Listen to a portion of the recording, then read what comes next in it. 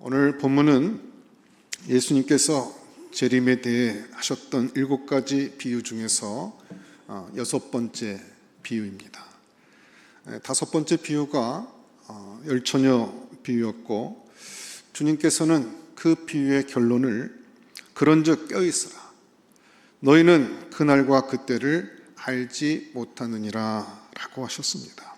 그리고 오늘 달란트의 비유가 이어지고 있습니다. 그렇기 때문에 우리가 알 수 있는 것은 이 달란트 비유는 주님 앞에 깨어있다는 것이 무엇인가를 비유를 통해서 다시 한번 가르쳐주는 교훈이라고 할 수가 있습니다. 주님 앞에 깨어있다는 것은 무엇일까요? 그것을 주님께서는 설명해 주시는데, 오늘의 비유 중에서 세 사람이 등장하고 있습니다. 첫 번째 등장하는 사람은 주님으로부터 5달란트 받은 사람입니다. 이 사람은 5달란트를 받아서 기쁨으로 열심히 나가 일하여 5달란트를 더 벌어서 10달란트를 가지고 주님께 돌아왔습니다. 그래서 주님으로부터 착하고 충성된 종아라는 칭찬을 받았습니다. 두 번째 나타난 인물은 2달란트 받은 사람입니다. 이 사람도 2달란트를 가지고 열심히 나가서 일하여 2달란트를 남겨서 4달란트를 가지고 주님께 돌아왔습니다. 그래서 주님으로부터 착하고 충성된 종아라는 칭찬을 받은 종입니다. 세 번째 나타난 사람은 1달란트 받은 사람입니다. 이 사람 1달란트를 받았는데 그 1달란트를 가지고 나가서 땅을 파고 묻어버렸습니다. 그리고 오랜 세월이 지난 후에 주님이 오셨을 때 그 1달란트 파묻은 걸 들고 왔습니다. 그리고 오늘 주님으로부터 악하고 게으른 종이라고 꾸지람을 듣고 있습니다. 오늘 본문에 나오는 이 세 사람, 5달란트 받은 종, 2달란트 받은 종, 그리고 1달란트 받은 종 가운데 오늘 비유의 주인공은 누구일까요? 얼핏 생각해 보면 5달란트 받은 종이라고 생각하기 쉽습니다. 그러나 오늘 본문을 자세히 살펴보면 5달란트 받은 종이나 2달란트 받은 종은 엑스트라인 것을 알 수 있습니다. 앞에 잠깐 나오고 끝납니다. 그러나 오늘 비유를 보면 주님과 가장 많은 이야기를 나누고 있고, 주님이 나중에 교훈을 줄 적에 교훈의 모델로 삼은 인물은 누구입니까? 1달란트 받은 종입니다. 그래서 주님 앞에서 종말의 때까지 우리가 깨어있는 삶을 살아야 할 터인데, 깨어있다는 것이 무엇인지를 보여주는 오늘 교훈의 가장 중심되는 인물은 1달란트 받은 종입니다. 이 사람의 삶을 통해서 우리는 깨어있는 삶이란 무엇이고 또 깨어있지 않는 삶이란 무엇인지를 다시 한번 주님 앞에서 배울 수 있습니다. 오늘 이 사람은 깨어있지 않는 삶을 삶으로써 마지막에 주님으로부터 3가지 인생에 대한 판정을 받습니다. 여러분, 주님은 재림 때에 그 사람들의 살아온 삶을 판단하시는 분이십니다. 우리 모두는 결산하는 날이 반드시 있다는 것입니다. 저와 여러분의 인생도 주님 앞에서 진정한 평가를 받고 판단을 받을 것입니다.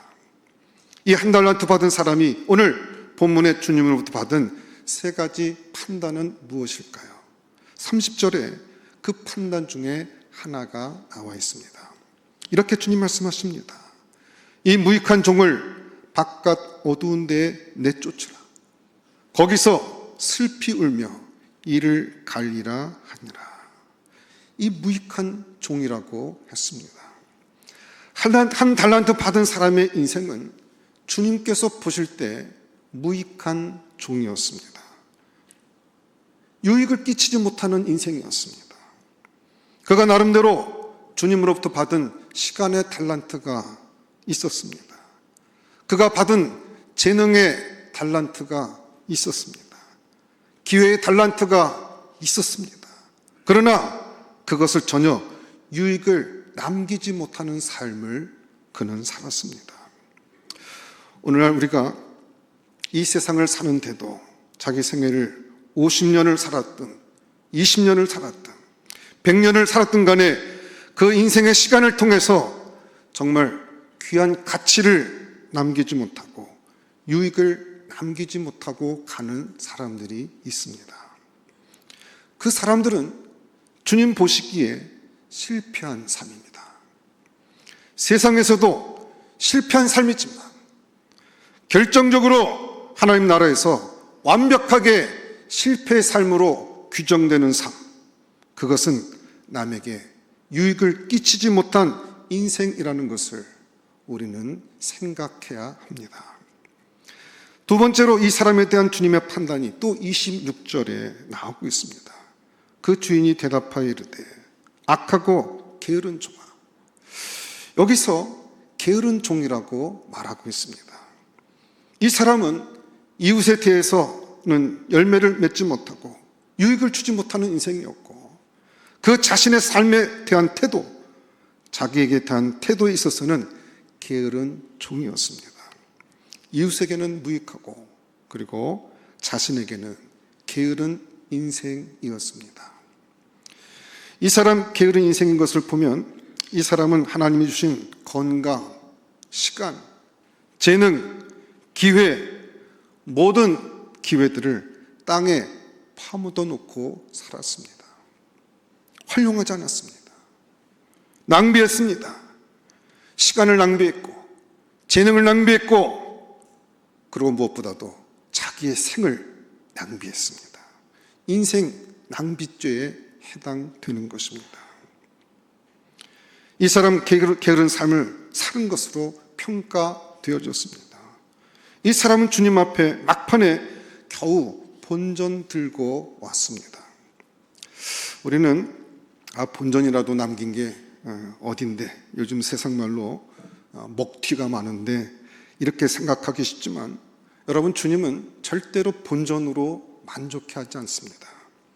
오늘 주님이 칭찬하는 사람들을 보면 하나님이 주신 그 기회들을 가지고 갑절은 그 가치를 남겨야 한다는 것입니다.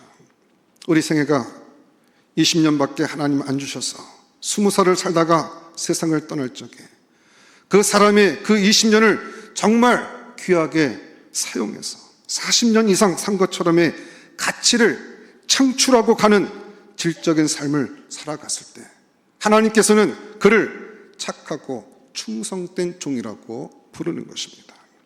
건강, 지혜, 기회들을, 환경들을 하나님이 사람마다 다 다르게 주셨는데 일단은 갑절은 우리가 주님 앞에 남기는 삶을 살아가야 한다는 것입니다.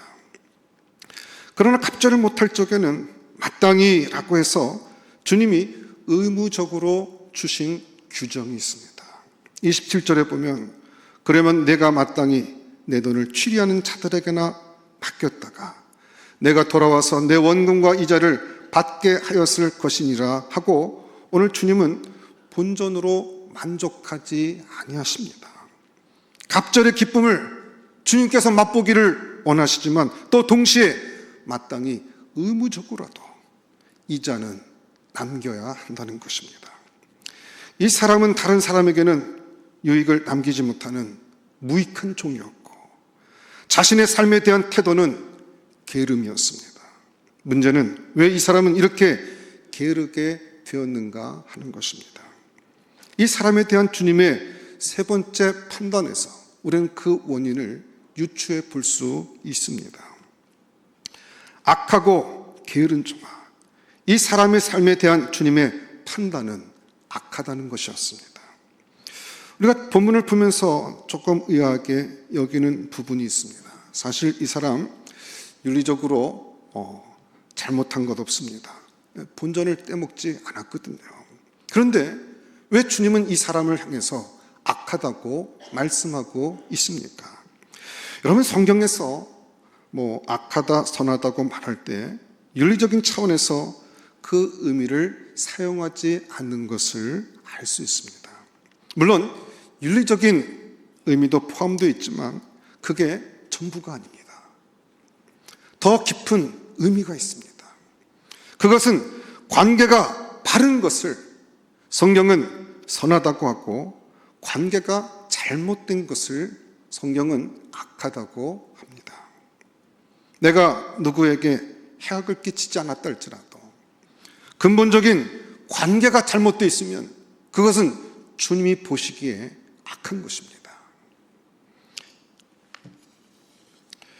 그런 측면에서 볼 때 이 사람이 남에게 무익하고 자기 자신에게 게으른 삶을 살게 된 가장 근본적인 원인을 주님께서는 관계가 잘못된 데 있다고 진단하고 있는 것입니다. 이 사람은 그러면 어떤 관계가 잘못된 것일까요?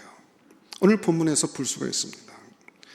이 한 달란트 받은 사람이 오랜 세월이 지나서 주인을 다시 만났는데 24절에 보면 이렇게 주인에게 대답합니다.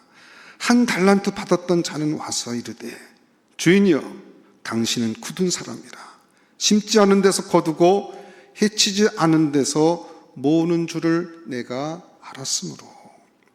당신은 굳은 사람이라. 여러분 이게 무슨 소리일까요? 하나님은 인색한 분입니다 라는 것입니다. 이 사람은 주님에 대해서 평생 묵상을 했습니다. 그런데 말씀 묵상을 하지 않고 인생을 묵상한 것입니다. 자기의 삶을 통해서 내린 하나님에 대한 결론입니다. 그것이 무엇이었습니까? 하나님은 인색하신 하나님. 그의 결론은 인색하신 하나님이었습니다. 그리고 하나님이 잘 못 알아들을까 봐 설명까지 합니다. 당신 왜 인색하신 분이신가?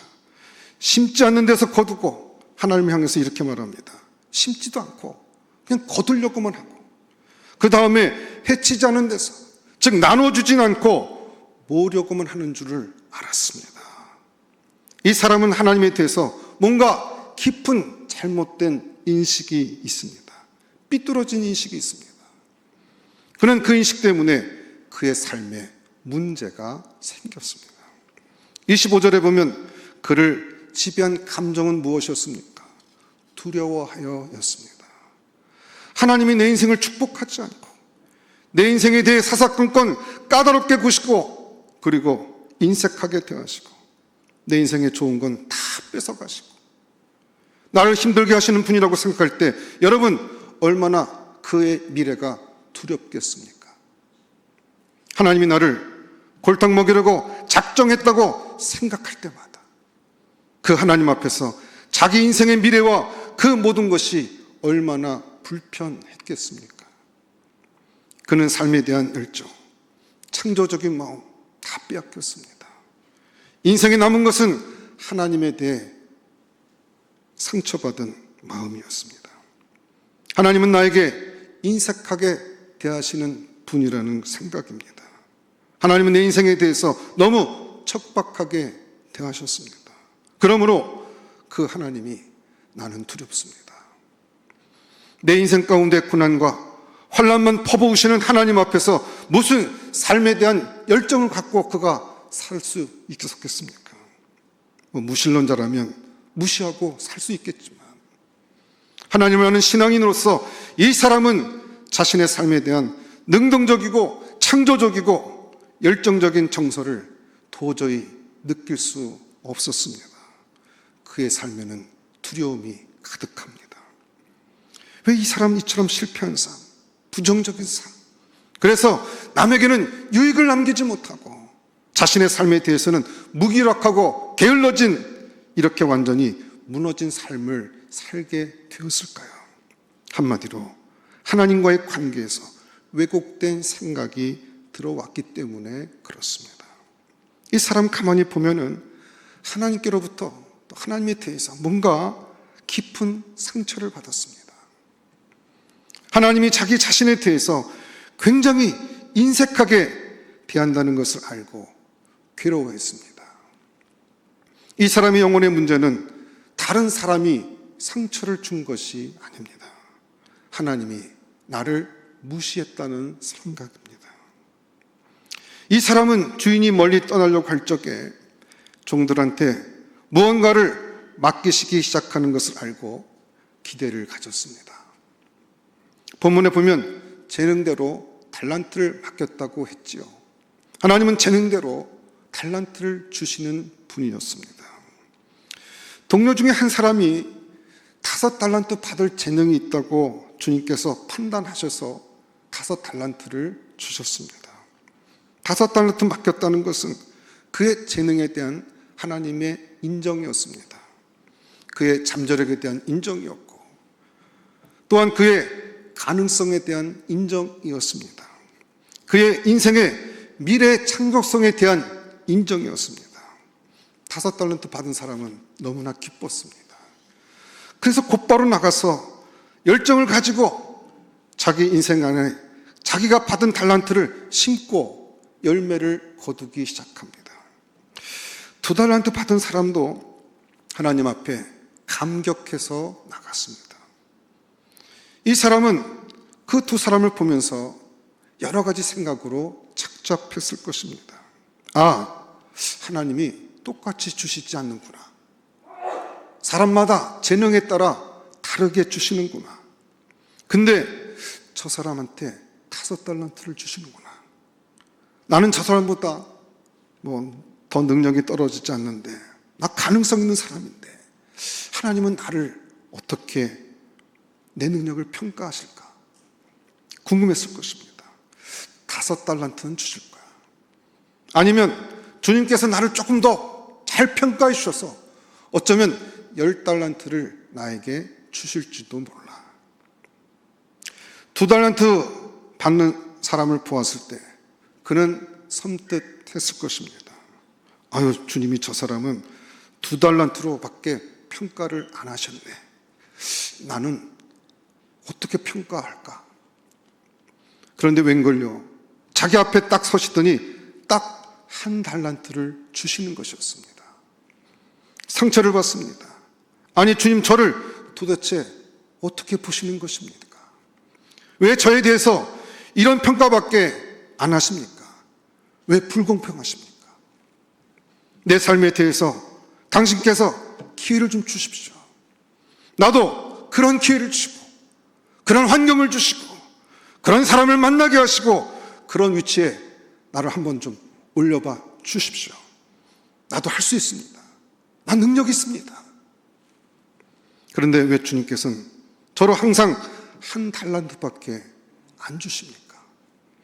이 사람은 1달란트가 문제가 아니라 주님으로부터 무시당한다는 것 생각 때문에 그는 분노하고 있는 것입니다. 상처를 받았습니다. 열등감이 생겼습니다. 아니, 하나님이 나를 이렇게 무시하시다니, 하나님이 내 인생을 인정하지 아니하시다니, 그는 그 1달란트 받았을 때 그의 속마음은 바로 그 앞에서 내팽개치고 싶었던 겁니다. 차마 그럴 수는 없어서 얼굴은 붉어지고 입술이 부들부들 떨려서 참고 돌아섰습니다. 그리고 산에 가서 땅을 파놓고는 힘껏 내팽개쳤습니다. 내 인생에 대해서 하나님 이렇게밖에 대우하지 않으시다니. 여러분, 이 상처받는 사람, 이 사람 이야기는 바로 우리 자신에 관한 이야기입니다. 여러분 보십시오. 태어날 때부터 몇백억을 갖고 태어나는 인생들이 있습니다. 그런데 어떤 인생은 태어날 때부터 몇백억은커녕 조실 부모하고 소년소녀 가장으로 태어납니다. 살다가 어느 순간에 갑자기 부모님 교통사고로 돌아가십니다. 남들이 평범하게 다니는 학교를 아주 힘들게 다녀야 합니다. 하나님이 공평한 분이시라고요? 하나님 절대 공평하지 않습니다. 하나님 차별하시는 게 분명해요. 왜 나는 태어날 때부터 장애인으로 태어나야만 합니까?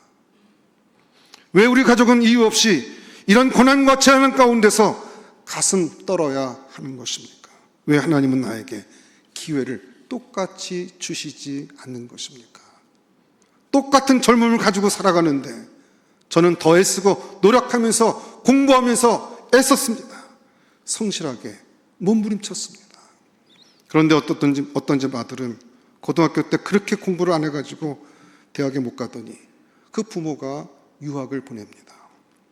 아주 공부하기 싫은 그 어학 공부를 축을하고 개인 과외를 붙여가지고 겨우 ELS 끝나게 해가지고 미국에 대학 들어가게 해가지고 어떻게 해가지고 남들 4년 다닐 때 6년 7년 걸려서 졸업하고 MBA하고 그리고 국내로 돌아옵니다.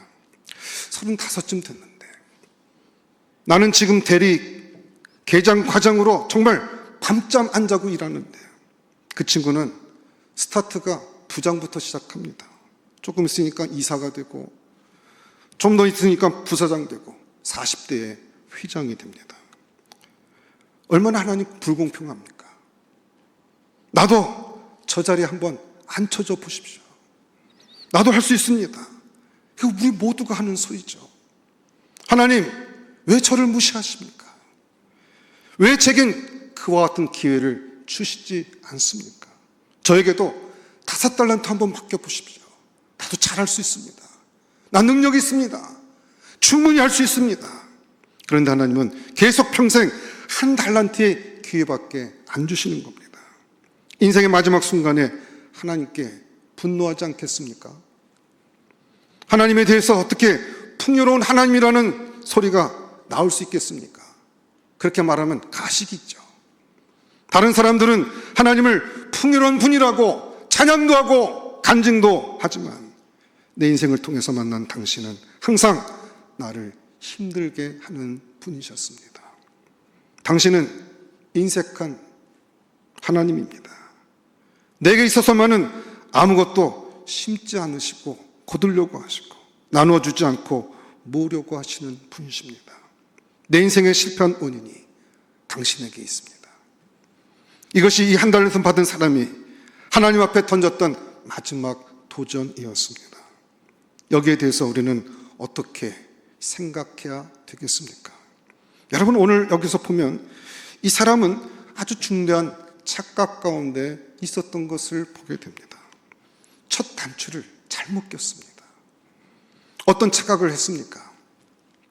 왜 이 사람 하나님과의 관계가 어그러졌고 자기 자신과의 관계가 어그러졌고 이웃과의 관계가 어그러졌습니까?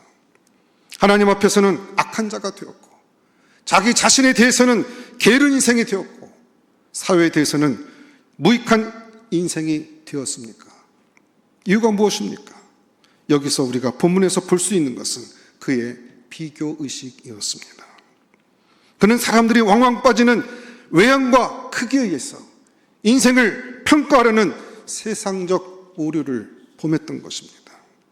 하나님이 5달란트 준 걸 많이 줬다고 생각했어요. 2달란트는 덜 준 것이라고 생각했습니다. 비교의식이죠. 그리고 경쟁의식입니다.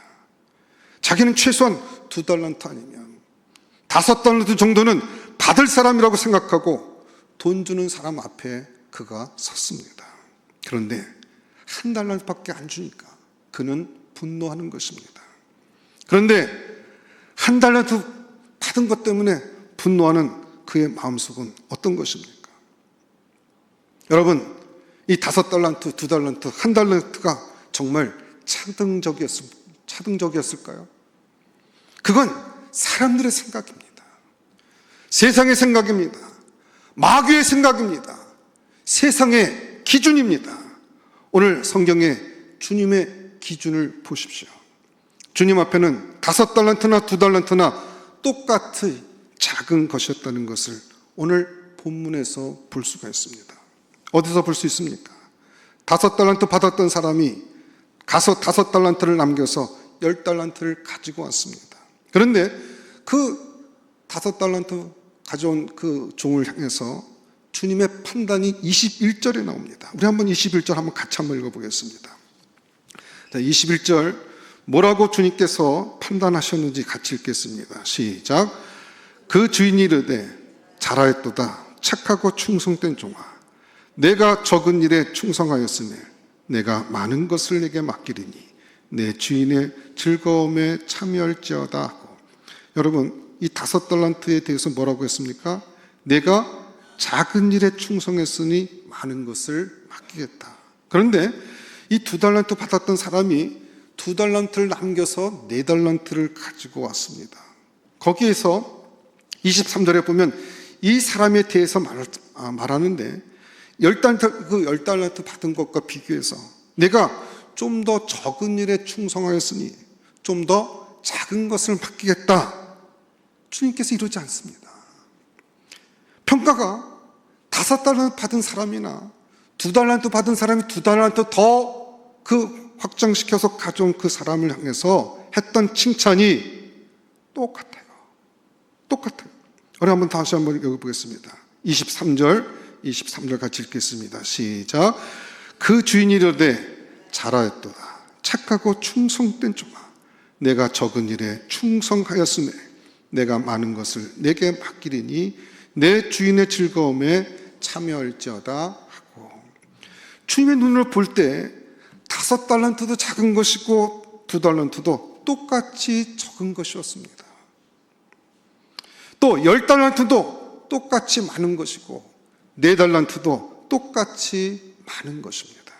여기서 우리 주님은 인생을 숫자나 양으로 평가하지 않는다는 것을 알 수 있습니다. 우리 인생 사는 동안에 신앙의 집, 자기의 삶의 집을 건축하다가 세상을 떠나는 것입니다. 어떤 사람은 63층을 짓고 떠납니다. 어떤 사람은 1층을 겨우 마치고 떠납니다. 어떤 사람은 2층을 짓습니다. 어떤 사람은 1층은커녕 부엌하고 안방 하나 짓고 떠납니다. 어떤 사람은 집도 짓지 못하고 그냥 벽돌만 한 장 놓고 떠납니다. 누가 위대한 인생일까요? 어떤 인생이 성공한 삶입니까? 63층을 지은 인생일까요? 성경은 그렇게 말하지 않습니다. 하나님이 우리 인생의 집을 판단하실 때 우리가 지난날 살아온 신앙의 삶의 집들을 주님이 오늘 마지막 순간에 불꽃 같은 눈으로 우리 앞에 서서 우리의 삶을 판단하실 때 주님은 결코 크기와 양으로 판단하지 않습니다. 인생의 집에 대한 주님의 기준은 무엇일까요? 산상본에 보면 주님께서 이렇게 말씀하십니다. 내가 마지막에 집을 판단할 것이다. 그리고 그 판단은 얼마나 크게, 얼마나 화려하게 지었느냐로 판단하지 않는다. 다만 그 기초가 무엇인가로 판단하겠다. 반석 위에 지은 집은 남을 것이요, 모래 위에 지은 집은 창수가 나면 다 무너질 것이다. 아무리 크고 화려한 인생의 집을 지었고 재벌의 삶을 살았어도 거짓과 욕망의 모래 위에 지은 집은 하나님이 다 무너뜨린다는 것입니다. 그러나 아무리 초라한 집을 짓고 살다 갔어도 진실 위에, 말씀 위에 정직하게 살아간 사람, 그 삶의 기초가 반석일 경우에는, 주님의 말씀일 경우에는 그 집은 영원하다. 여러분, 예수님 앞에서 우린 여러 가지로 살아갑니다. 어떤 분은 100년 넘게 살아가는 분이 있습니다. 모태신으로 태어나서 어릴 때부터 주님 앞에 찬송 부르며 살아가는 사람이 있습니다. 그런데 어떤 사람은 참으로 모질게도 시간의 달란트를 딱 1시간도 안 줬어요. 최후에 죽기 직전에 예수님을 만났습니다. 우편 강도입니다. 너무나도 하나님의 섭리가 이상하지 않습니까? 왜 그 사람 하필이면 죽기 직전에 십자가 위에서 겨우 1시간 남게 주님을 만나게 되느냐 하는 것입니다. 6시간 동안 매달려 있으면서 그는 깨달은 것이 있었습니다. 주여, 당신의 나라에 임할 때 나를 기억하여 주옵소서. 그는 주님을 늦게 만났습니다. 그렇지만 그는 진실한 신앙 고백을 했습니다. 벽돌 한 장 올려놓은 인생이었습니다. 주님을 위해서. 그러나 주님께서 말씀하십니다. 내가 오늘 나와 함께 낙원에 이르리라. 여러분, 주님은 크기로 인생을 판단하지 않습니다. 평가하지 않습니다. 많은 분들이 노년에 깊은 박탈감을 느끼는 분들이 있습니다. 내 인생이 실패라고 생각하는 분들일수록 노년에 만족이 없습니다. 자기 인생에 대해서 쓸쓸합니다. 감사가 없습니다. 그런데 하나님 앞에 실패한 인생이라고 스스로 생각하는 이유는 대부분 보면은 누구는 큰 재산을 남겼는데, 누구는 자식들이 이렇게 됐는데 비교합니다. 누구는 5달란트고 누구는 2달란트인데 왜 나는 1달란트냐고 비교합니다. 여러분, 비교의식은 마귀의 의식입니다.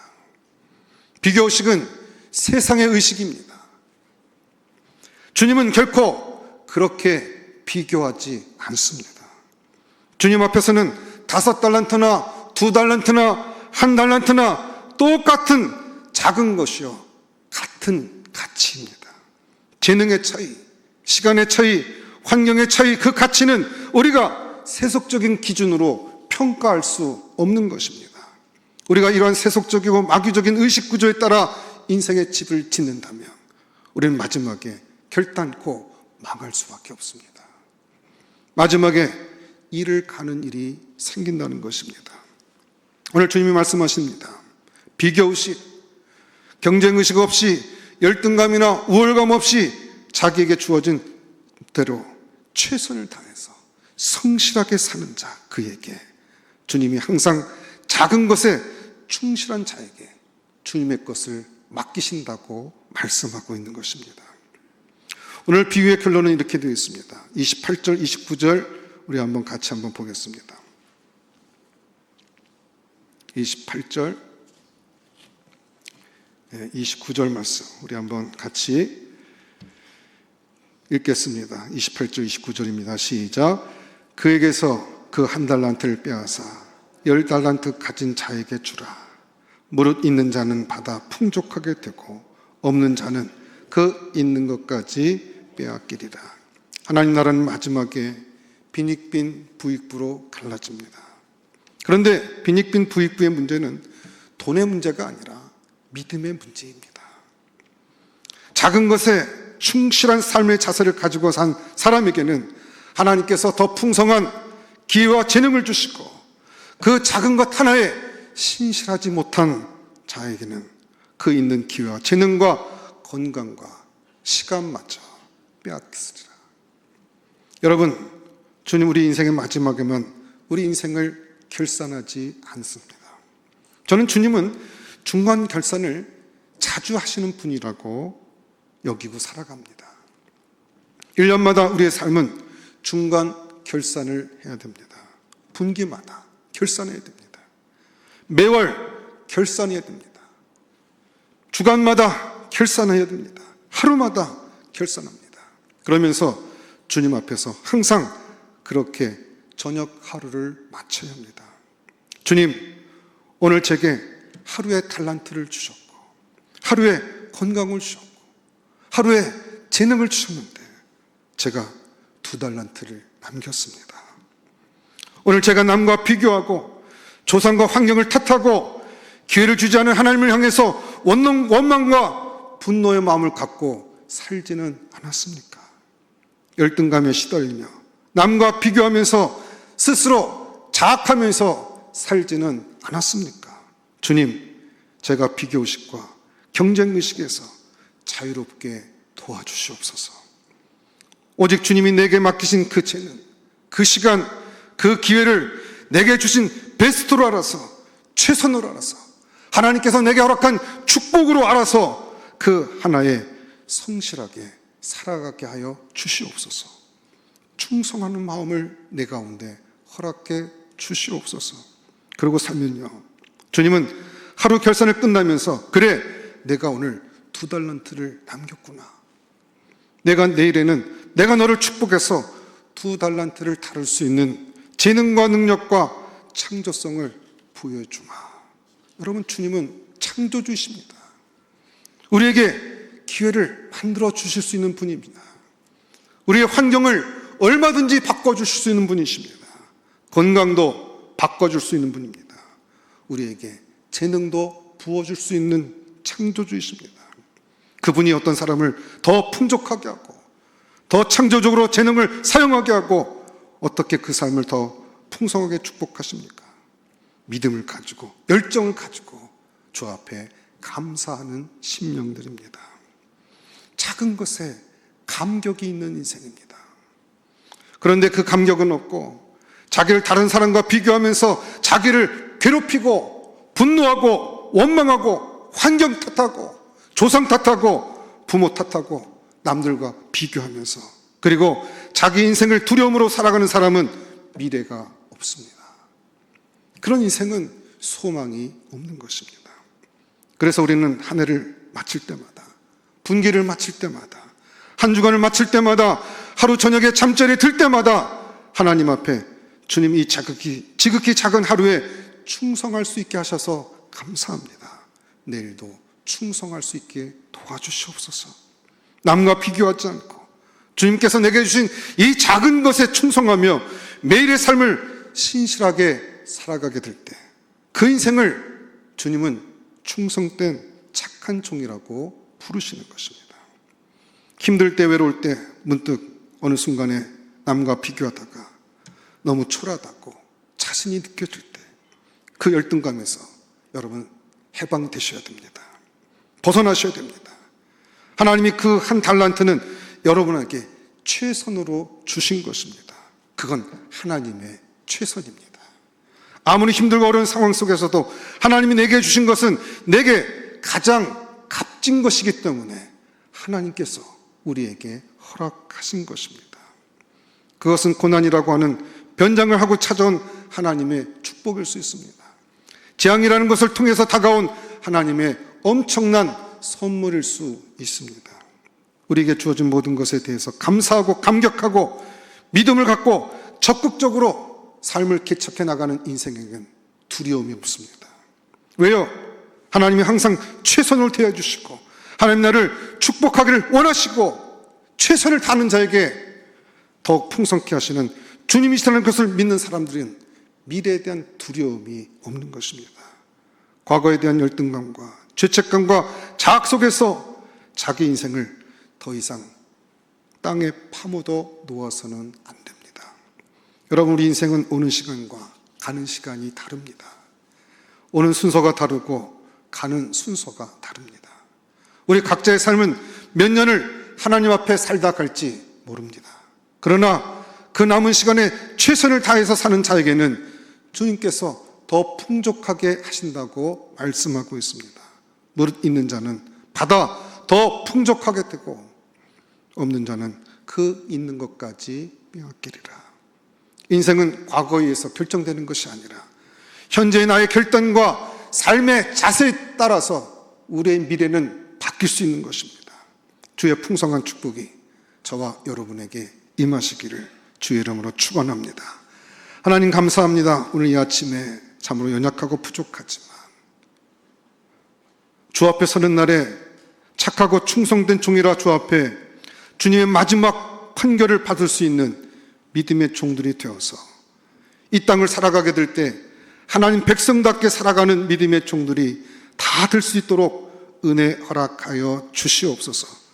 우리에게 맡겨진 우리의 삶 전체가 하나님 앞에 연락돼 줄 수 있는 믿음의 삶이 되며 하나님께 영광을 돌리고 주 앞에 서는 날에 잘했다 칭찬받는 믿음의 종들이 다 될 수 있도록 주여 붙잡아 주시옵소서. 매 순간 하나님 은혜 붙들고 살아가는 믿음의 종들이 될 수 있도록 도와주시고 우리의 삶의 모든 순종과 헌신을 통해서 하나님께 영광을 돌릴 뿐만 아니라 무수히 많은 심령들 가운데 거룩한 영향력을 끼치며 살아갈 수 있는 하나님의 축복된 믿음의 종들이 다 될 수 있도록 역사하여 주시옵소서.